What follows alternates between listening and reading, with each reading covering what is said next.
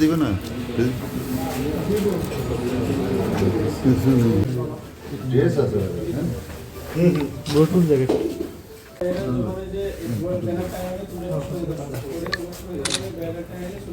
গোয়েন্দা তথ্যের ভিত্তিতে আজকে আমাদের যৌথ বাহিনীর যে অভিযানটা পরিচালনা করা হয়, এটাতে আমাদের সেনাবাহিনীর চন্দ্রগঞ্জ আর্মি ক্যাম্প এবং একই সাথে র্যাব 11 টিম এর যৌথ পরিচালনায় আমাদের এই অপারেশনটি এটা পরিচালনা করা হয়। ঠিক আছে, তো আপনারা দেখতেই পাচ্ছেন এই যে অভিযানটা আমরা করেছি, মূলত আমাদের উদ্দেশ্য ছিল হচ্ছে যে আমাদের জাতীয় যে সংসদ নির্বাচন আছে, আমরা আমাদের জনগণকে একটা সুষ্ঠু এবং শান্তিপূর্ণ নির্বাচন উপহার দিতে চাই।